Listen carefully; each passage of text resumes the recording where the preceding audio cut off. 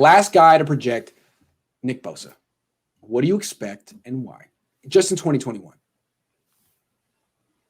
I can start off. Would Kerry Hyder Jr. have last year 8.5 sacks, I believe? I'd say yes. Something similar to that, just because I think Nick Bosa, unless they get another interior defensive lineman, is going to be double and triple teamed a lot. I think he can still overcome those double and triple teams because he's very talented.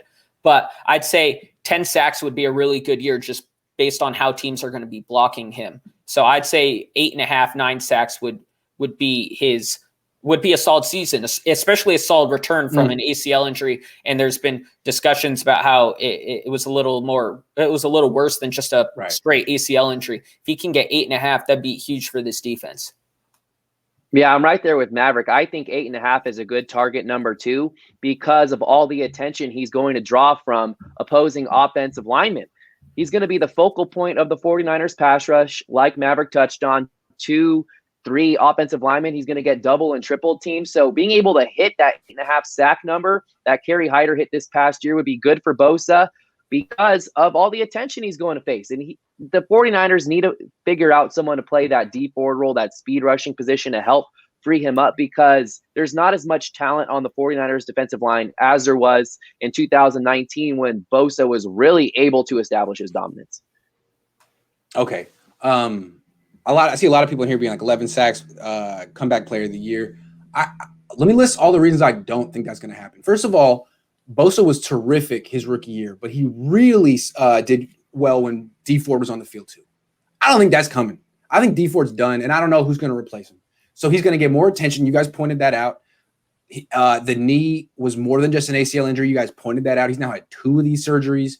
I think he's going to be on PUP to start training camp. I think he's going to be – I don't even know if he'll be ready to play week 1. And when he does return, I think he'll be on like a snap count the way he was when he came back from his first ACL injury at Ohio State. I think they're going to want to be really careful with him because he's supposed to be the future of the franchise. He's a very, very expensive asset.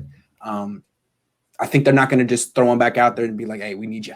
So he might – you said 8.5, 9. He could have 7. He could have 6 this year just because he could top out at 500 snaps. So I'm going to say I'm a little nervous on what he's going to look like this year. And that's another reason I'm considering throwing him into trades. That's just where I'm coming from. Let's move on. That's why it becomes important that they do bring back a Kerry Hyder or they do draft a edge rusher, a speed rusher in the first couple rounds, is to help Bosa out, because he is not guaranteed to be 2019 Bosa. He could be the Bosa you just described. Yes. I mean, maybe in 2022 he makes a full recovery and he's back to playing, or even better than he was in 2019. But 2021, I think, will be almost like a break-in year. I mean, and I don't even want to, but look at what happened to Jerick McKinnon. Look at what happened to Ronald Blair. Like, God forbid that happens to Nick Bosa too. There's been like setback is the buzzword that just gets thrown around so much in Santa Clara. God forbid. God forbid.